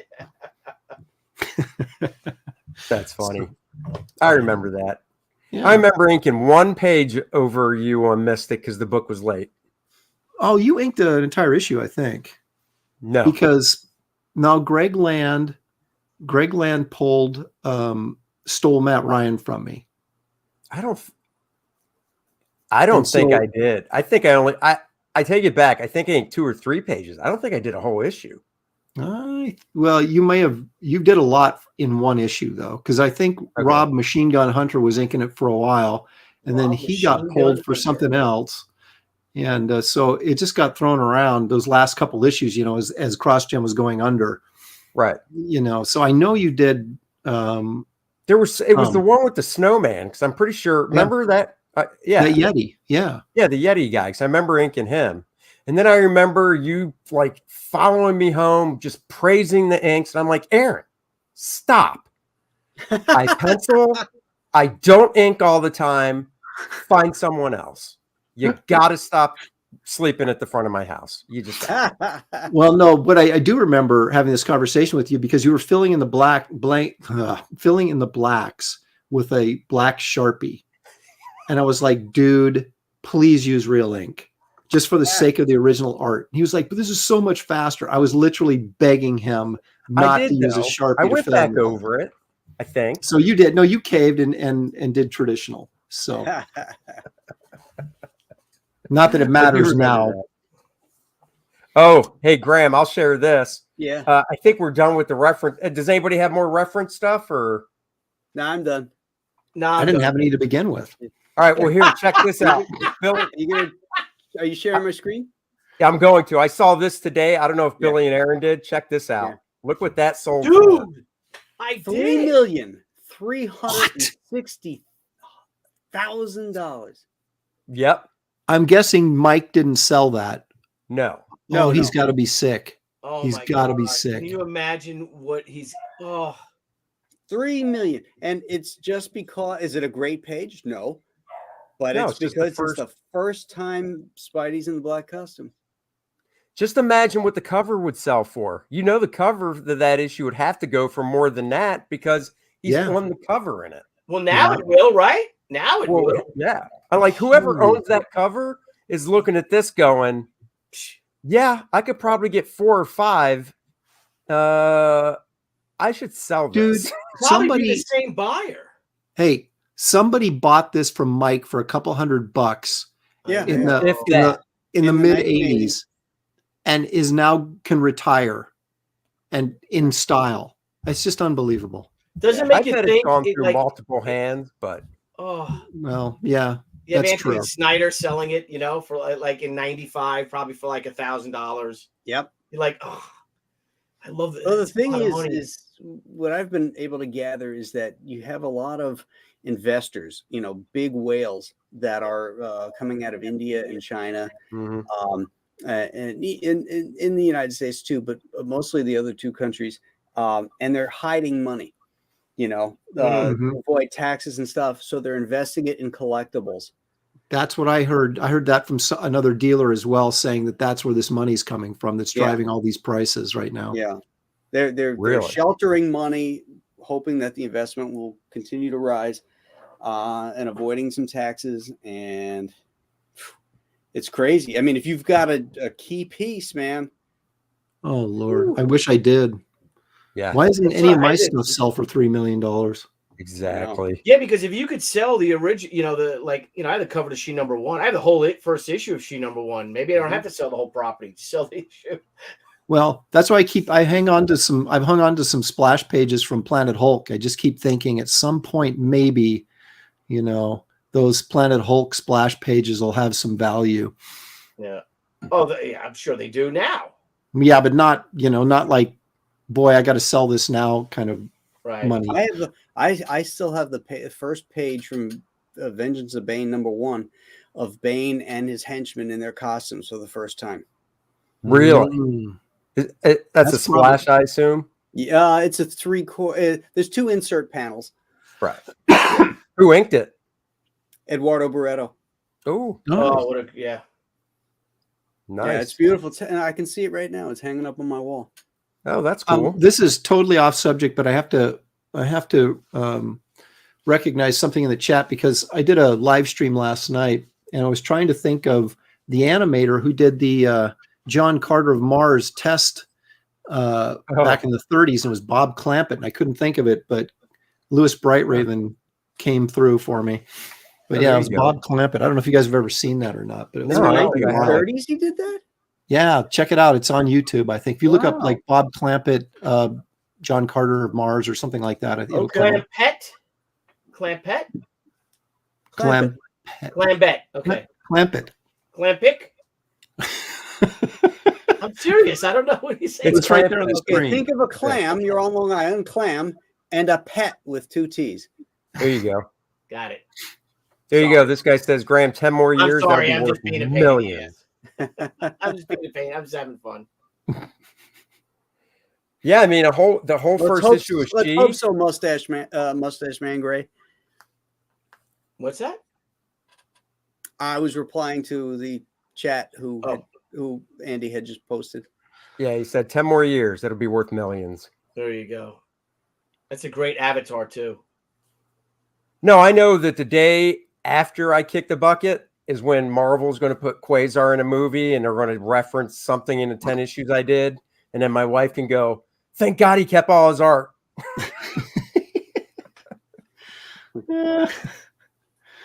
Oh my gosh, that's so funny. Well, guys, unless there's anything else you guys want to talk about, it's been an hour 40. Yeah. So, I just want to thank everybody. If I can share my screen. Yeah, I was going to go around, let everybody. Okay, yeah. You want to go to? I'm sorry, go to Graham first. Then sorry.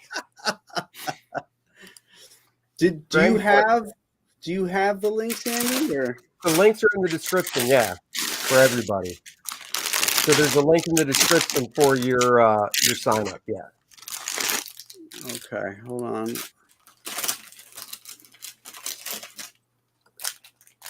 Fuck. Oop.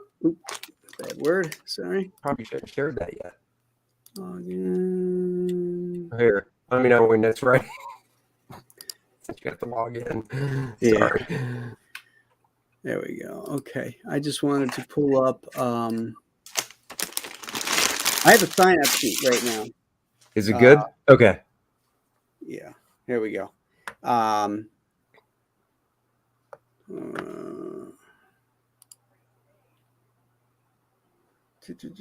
is my? Let me go back. Well, you can see it in the.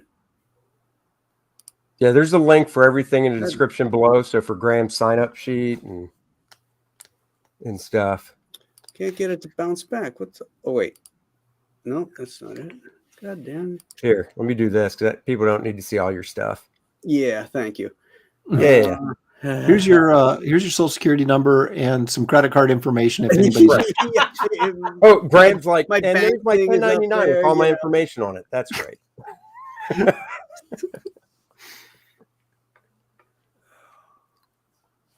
Pre-launch page. Here we go. Okay.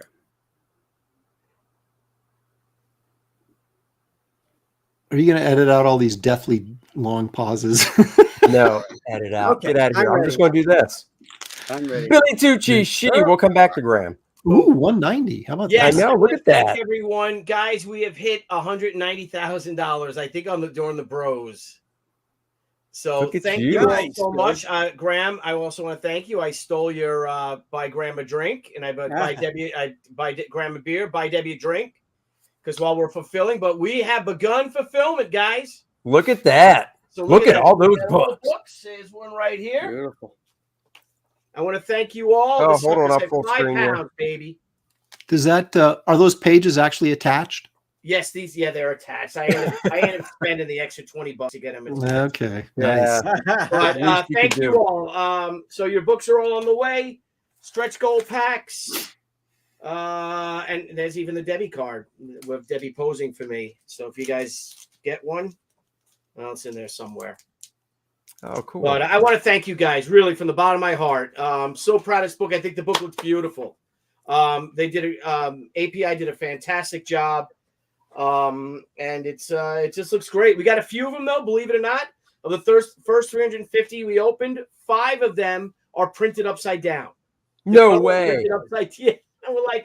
And we found 3 of them right away, like in the first 3 boxes. Like, wait a minute, please don't let this be a pattern. But we only found 5 of them so far. Those are worth more money. Yeah, I was going to say, those are collectible. Yep, and everybody gets their little satin ribbon bookmark. There it is. And here's the book. And that's beautiful. No, wait a minute. I thought you said you were giving up on this. They put it in for me. Okay. They put it in. They added it. They found it at the 11th hour. They were able to find it and put it in. So thank you all. I don't know what to say. Campaign's going to end in a few weeks, I guess, once we're done fulfilling. So this will be your last chance to get the book at $60, and it's going up to $100 after this campaign ends for Diamond or follow-up campaigns or conventions. And guys, we have paid. Debbie and we were talking about this earlier. Debbie calculated our shipping costs because everything's shipping U.S. priority mail. She thinks she's calculating it's going to cost about $58,000 a ship. They're heavy. And we're losing $23 a book if they go to Australia. We're losing money going to Europe and stuff like that, especially Australia. It's like it takes a bite out of that 190, doesn't it? Oh my God, you're not kidding. Like, So I want to thank you guys. I'm just over the moon. I really am, and we so appreciate you all. And we're getting to work, man. I signed 350 of these bad boys, all the ones we got in. Oh, nice. And they're packing up. We started packing them up today. The stretch goals, these 350 will go out on Monday. And then we're getting another 3,700 of them on Monday via So UPS. Glitch wants to know if they still get the bookmark as well. And you get the bookmark and the extra bookmark too. So you get all these cool things in your stretch goal packs, and you get the gold sheet card with the gold foil. And I even have some mismatches we're going to throw in there, some mistakes. Where's that card? Graham, ain't that it? When you're looking for something, you can never find it when you need it. That's why I don't ever look. That's why I'm reference lazy. Yep. And here's and here's a picture. There's a card with Debbie, and then we had Niall, and and we were able to add an extra sword to it and enhance it. So you guys will get all this stuff. So thank you all. Books are all going out. We're going to be fulfilling for the next month because we got almost 2,800 orders. So thank you all. Wow. Very cool. Boom. And now it's Graham. Okay, I finally found it. Okay, first off, guys, I want to thank you for everybody that supported Alien Alamo. The campaign ended today. Yes, you did. So everybody that backed it, thank you so much. We're shipping 560 packages are going out tomorrow. So we have a well-oiled machine with fulfillment, getting all that stuff ready. Right now, I'm concentrating on, while they're doing that, I'm concentrating on the next project, which will be launching, I'm thinking the end of this month, as I'm just waiting for some assets to come in to continue to build the campaign page. But it's Giant Size Two-Fisted Manly Tales. If you haven't signed up, the sign-up sheet is at that link that Andy had posted. Yep. We have over 1,000 people, I think 1,034 that have signed up already. And you get a 15% discount with purchase on launch day. So that's a really good deal. Giant Size Two-Fisted Manly Tales is going to be over 100 pages of knuckle busting, lip splitting, teeth spitting action adventure tales. And you don't want to miss it. Some incredible talent is working on this. Chuck Dixon, Mike Barron, Bo Smith, Butch Geis, David Will.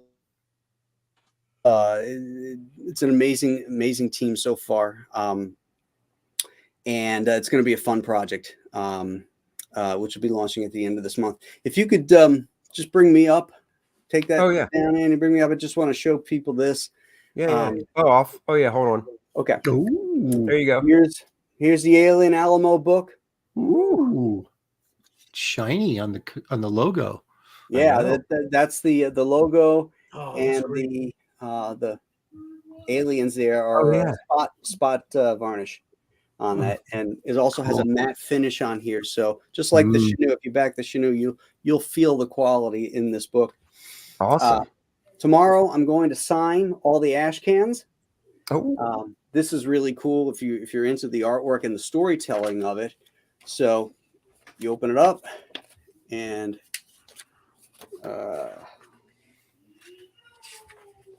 you got all the sketches that I based the pages on, and the dialogue is right there. Perfect. Oh, so nice. I like that. You can compare that with the actual finished pages and see the changes in the drawings, the changes in the dialogue, and all that kind of stuff. So I think this is a really, really cool thing to have, the Alien Alamo ash can. That's cool. So those are getting printed. I got to go down and sign them all tomorrow, and those will begin shipping too. But thank you, everybody, for supporting Compass Comics, and we'll see you with Giant Size Two-Fisted Manly Tales. Woo. Mr. Lopresti. Well, I, like Billy, would like to thank everybody for supporting Wraith of God. It's been a tremendous success for me. First time out of the gate doing something like this. Well, not really, but the Garbage Man, we like to sweep that under the rug. Well, it's funny because I've sold more Garbage Man trade paperbacks through my Wraith of God campaign than I did when I was just launching Garbage Man as a campaign. So, but I did do a stream last night. If I can have the stream. Hold on, let me get you big here. There you go.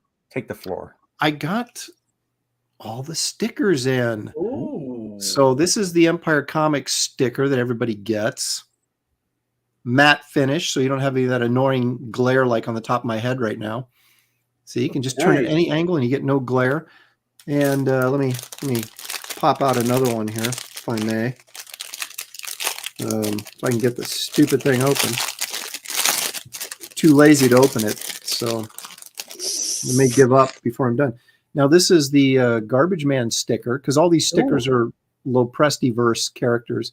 This is the piece I did, and Danny Mickey inked, and then I colored it. And so there's a Garbage Man sticker, and you get Wraith of God sticker, and Power Cube sticker, Nightclub sticker, all these different Loprestiverse characters. Kit Carter sticker. You can see her back there on my there. And then I have one more that I haven't done yet. It's going to be a complete. Everybody gets this sticker set of 6 stickers plus the Empire Comics logo sticker. And I haven't done the last sticker because I haven't decided which character from the immense Loprestiverse that I'm going to use. So that's part of the perks that everybody who backs at any level gets. You get the sticker set, you get the Esther trading card, and you get a print that I haven't done yet either. And there's also the extra bonus bullpen page. Thank you, Citizen Ronan. Appreciate that. And there's also the other stretch goal was the epilogue at the end that sort of begins the tie-in to the Loprestiverse with these different characters. And I'm also got Dale Keown doing the title page for that epilogue for the interior of the book, which would be really cool. So cool. Graham, and I'm on about to start page 40. Oh, sorry. So I'm moving along. Question for you, Graham. Are the t-shirt too? Yeah. Well, all the limited edition Alien Alamo t-shirts are there at the fulfillment center. How they parcel those out and ship them, I don't know what their plan is. They have their own system as far as mailing that stuff up. The Compass Comics stuff, those shirts are being made now. We ran into a problem, and the beanies, we ran into a supply chain issue with the beanies. So we're still working on that to get the beanies squared away. Is that Biden speak for I screwed up the economy? Pretty much. I mean, you some of the materials you just can't get. I had ordered some of the beanies, and they didn't have enough. So I've been waiting for them to restock, and I can't wait anymore. So now I'm looking at other vendors. I'm looking to have it stitched locally. So I'm trying to plug a Biden hole. What a pain. Good luck. Yeah. So, but the good thing is that there was no supply chain issues with the books, right, which is the key of everything. So those books are everything is done and ready to go, and is begun shipping. The Compass Comics swag stuff, we're still working on, but we'll get it resolved. Cool. And then, guys, as you know, I'm doing First Man Volume 2. The link is in the description below. Please go back it. Why is that not showing? What is going on with my computer today? There it is. So there's First Man Volume 2, and then one of the levels, of course, you can just get the book by itself. You can get Volume 1, Volume 2, and the program book, or you can get this tier, which is the book and the Black Book, Art of Andy Smith, 112-page hardcover. That is like a retrospective of some of the best stuff over my 30 years in comics. So please go check it out. Andy, if I may ask you a question. Sure. I was on with Malin the other night when Comicsgate Kings for some reason didn't happen. Yeah. And somebody had that book, the omnibus sketchbook, and held it up. And And Malin said, "Is that first man on the cover?" And I said, "No, that's second man." Second man. So who is that guy that's on the cover there? Can you answer that question? Yeah, it's Demigod. It was the ominous press character I was doing at the time. With the baseball bat. Yeah. So that's why he's on the cover. All right. Well, next time that question comes up, I'll know what to say. That's fine. Okay. That's fine. But I knew it wasn't first man. So I knew it had to be maybe second or third man or something. Yeah. No, I hear you. Okay. So go check out my campaign. The link is, like I said, in the description. The link for everybody's stuff is in the description below, including Black Flag, Dan Fraga, and Black and White by Mr. Art Taber. His is there as well. So please check everything out. If you can support it, that'd be great. I would love it. And thank you all for watching. If you haven't subscribed to my channel yet, please subscribe. Please, everybody, hit the like button. Every one of us has a YouTube channel, so please go there and subscribe to theirs too if you haven't, because the Professionals rotates weekly to a different channel. Next week, if my alphabet is correct, it is Art, who's not here right now, but it will be Art next week. Okay. So. Oh, wait a minute. Phil's calling me out. He said that I always forget him, but it was Phil that actually had the book. Yes, it was Phil. That's right. Sorry about that, Phil. I apologize. Oh, darn you. Yeah, Phil popped up a picture of it when he bought it. He's like, I found this at a bookstore. So thanks, Phil. I appreciate that. I saw that. So, yeah. You know, it's a good thing. What your boy Zach does is he has everybody post on their social media a picture of the book that, like the expendable books and stuff like that, or whatever books they get. Yeah. So I think that's something we should all do too. Is when you guys start receiving our books, please, post a funny picture, a cool picture, a picture of our book with your dog or whatever goals, stretch goals you got. I'm sorry, stretch goals or other, t-shirts, hats, whatever, any of that stuff. And let's start spreading that, with all of us, and start getting the bros around, all of us. I had a guy when I shipped the Chinook take a picture of it in Tokyo. Wow! Really? Yeah. He's holding the Chinook up, and you can see all this, Japanese lettering. Holding it up. It's like, hey, the Chinook's in Tokyo. That's awesome. Yeah, that was really cool. That's the farthest bro book. I think that's the most wide world bro book. I don't know. Australia is pretty far. Yeah, that's true. Yeah. Yeah, as soon as you lose all that money shipping to Australia, they'll be sending you pictures of it, and you'll be crying every time you look at one of the pictures. Yeah. It'll get damaged in the Australian post, and they'll want another one sent. Oh, don't jinx him like that. Oh, and then I'm like, hey, I got about 40 packages going to Australia, so I'm with you. I know. I think we have 15% of or 20% of our orders are overseas. I think that's like, wow, which is great. Thank you all. Oh, of course. Jiminy cricket. No, it's awesome. All those shipping costs have gone through the roof overseas. Yeah. Domestic has gone up too, but really the overseas stuff. Not as much, but yeah. Hey, do you guys remember the Little Rascals when remember Uncle George? The Little Rascals, he was from Borneo. Oh, no. The man from Borneo? Yeah, remember he's from Borneo, and he goes, "Hey, Uncle George, how are things in Borneo?" And he goes, and he goes, and Spanky goes, "Yeah, they're bad all over." Like that depression, like 1932 or something. When they were little, Spanky was little, Before they started renting out the barn and having shows with top hats and all that garbage. Right. That's awesome. All right, guys. Everyone, thank you again for joining. Thank you all for supporting our campaigns. We really appreciate it. It's because of you guys that allow us to do or create our own stuff. We can't do it without you. So thank you so much. And thanks all the bros for joining and the great conversation as usual. Great show.